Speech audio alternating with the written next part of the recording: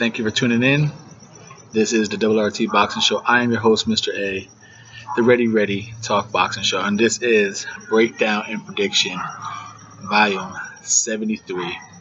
Daniel Jacobs taking on Maciej Sulecki. I always have trouble with that name, but it's I have mixed feelings on this fight. I really do. I really have mixed feelings on this fight. Because, we do a quick breakdown of these guys on paper, get a good feel of the fight before we get into the actual breakdown. Daniel Jacobs, 33-2. Sulecki, 26-0, 10 knockouts. Daniel Jacobs has 29 knockouts with his 1 KO out of his 2 defeats, coming in with an 83 knockout ratio against the 38 of Sulecki. Both orthodox fighters. Now, before we go on, I hope you're entertained by the end of this video and you become new subscribers and you hit a thumbs up. Help your new show grow, your new favorite boxing show, the RT Boxing Show. Now, going back into this breakdown, the on-paper attributes. Now, Danny Jacobs is probably got the reputation of being the best middleweight without the belt. That performance he did against Triple G is still holding weight.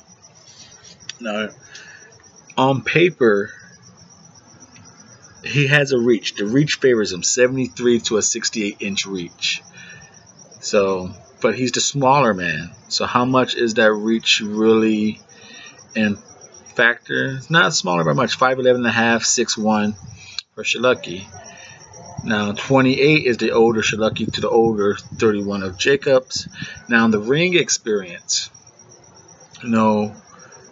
People say ring experience matters. So 133 professional boxing rounds for Jacobs to 155 for Sulecki. Now, the Polish man, Sulecki, he's going to have his work cut out for him. But what has me mixed feelings on this fight, part of the breakdown, we just ain't going to talk exactly the fight itself. We have a little bit of the fight before we go into the actual fight. The breakdown, the bout in the ring. This outside talking. Now, Danny Jacobs, everyone wants to see him get this rematch fight or at least fight for the title again. I just don't like the fact that after the Triple G match, which I did think he won, but, either won or a draw. I don't see Triple G beating him. Now, his first fight was Luis Arias. Now, his second fight is a guy who's coming up from 154. Yes, he had a career at 160, but for his previous 3 fights at 154, he was in line. He was scheduled for a #1 title eliminator with Vanamarjian. So he was already had that bout to fight Jamel Charlo. That's what Sulecki was in line for. But this opportunity came, so he took this one. He went up. Now, I just don't feel that it's enough for Daniel Jacobs to get back to the top. Luis Arias and the guy you're bringing up from 154. Okay, enough on that. That's just my opinion, Mr. A's thoughts. Now, defensively, I like Sulecki, even though Daniel Jacobs has a nice high guard catch, catch punch. He walks you down, but he can be hit. He leaves gaps when he throws. Well, I think Sulecki, he does a lot of moving with the waist. He gives you different looks. His feinting head movement. So I like that he doesn't give you a standstill target like Daniel Jacobs does. Even though Daniel Jacobs has a great high guard, he's there. You can hit him. Whether it's just scoring points enough to keep him handcuffed, a la Jared Hurd, what he was doing against Laura, just enough to tap. Just titty tat him, score some points, but nullify his offense because you're keeping him blocked up. So I like the defense of Sulecki. I think he does more while Daniel Jacobs kind of handcuffs himself. Now, leg-wise, Daniel Jacobs can use the ring. Luis Arias, he showed just walk you down with Triple G. he used the legs, and I feel that's why he lost the fight. I think he came in real heavy, and he was trying to hop from A, hop to B. Because every time he hopped from A to hop to B and hit Triple G, he was winning. But towards the end of the round, he hopped to A, but he was running out of steam, and he couldn't get to B. And that's when Triple G started hitting him, when he couldn't get to B. Now, like I said, he could use the ring, and why Sulecki, he has all types of movement. He's a come forward fighter. He's going to come forward, move in the ring. I haven't seen Sulecki be much of a back foot fighter, so it's going to be real interesting to see if Danny Jacobs could make Sulecki go backwards, because it's going to be a good will of power in this fight.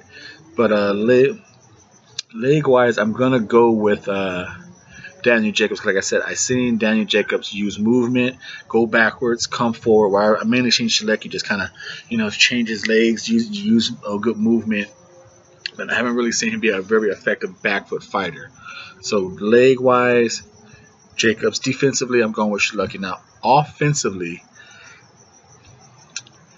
I think Daniel Jacobs has the better jab. Jab for jab, I think Jacobs has the better jab. Power. The numbers point towards Jacobs. He seems to be the natural bigger man, so I'm going to lean with power towards him. And just even in the fights, his punches seem to have a little more oomph in the sounds. Even though at some moments it seemed like a lot of his punches are kind of not fully turned, and there are a lot of slappage punches, especially in the Triple G fights. It didn't seem like he was a lot of turning his punches. It seemed like he was just scoring a lot of points. Even in Luis Irish, you saw in that fight, Luis was like, dude, what are you doing slapping me? So I'm going to go with punch delivery is better with Sulecki. I think he gets more arc and turns his punches. He gets more leverage in his punches, and he's going with it. Now, but overall offensively, I think Danny Jacobs has a better body game, uppercuts, jab, variation of speeds, and I'm going offensively, just the whole package of Danny Jacobs. Now, like I said, I'm on the fence. I know it sounds weird, but I am really on the fence of this fight. Now, how can Sulecki win this fight? Because if you saw in Daniel Jacobs, Triple G's was able to hit him easily. Mora was able to hit him easily. And you watch the Luis Arias fight. Luis Arias was able to hit Daniel Jacobs good a lot of times. It just he wasn't throwing his hands enough. So that's why that fight had that kind of non-action vibe to it. But when he did let his hands go, he got clean shots on Daniel Jacobs. Because like I said, Daniel Jacobs leaves himself. You can throw with Daniel Jacobs and get clean shots on him. Triple G did it. Obviously, the knockout with Parga. Because when Daniel Jacobs throw, obviously everyone, when you throw, you can hit him, you can throw with them. But his head is on that still line when he throws.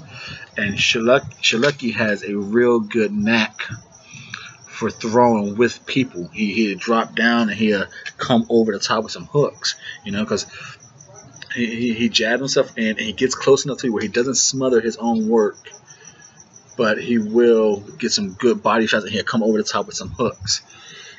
And I think he's going to, he cannot stand on the outside, especially against the reach disadvantage of 5 inches, and expect to be successful against Danny Jacobs. So I believe Daniel Jacobs is going to sit on the outside and try and pick him off in the beginning of the fight, see what he has. And if Daniel Jacobs realized he could just walk him down and jab him and then do some work, I believe that. But I don't believe Daniel Jacobs is going to be able to.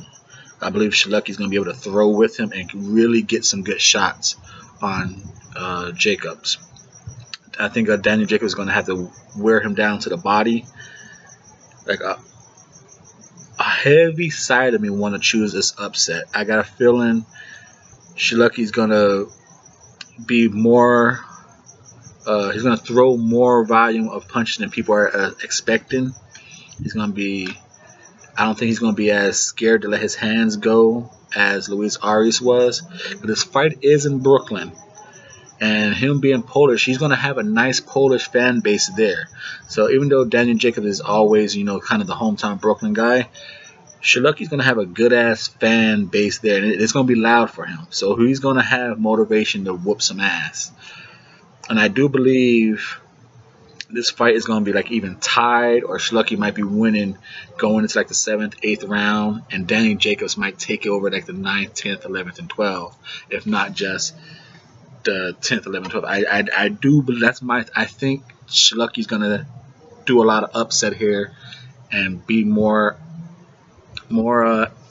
offensively attacking than what people are expecting. Like I said, I want to choose an upset here on points, on a split decision points. I want to choose an upset, but I'm going to go with Daniel Jacobs on a split decision. I think he's going to win the championship rounds and pull off a split decision. Daniel Jacobs. Hopefully, you new viewers who found the Double RT Boxing Show, I hope you stay tuned. You found a new home for Boxing Talk, the Ready Talk Boxing Show with me, Mr. A. Like I said, I'm just a host. It is your show. Hope you become new viewers. Hope your new viewers become new subscribers. And everyone who's on here, old subscribers, new viewers who became new subscribers, I hope it's all worth a thumbs up. Hope you're entertained. See you on the next one. And leave comments down below. Who do you got winning this fight? Why? Why you got it? How do you got it? What do you think of my predictions? Thank you for your time. Thank you for your support. Please subscribe. Thumbs up.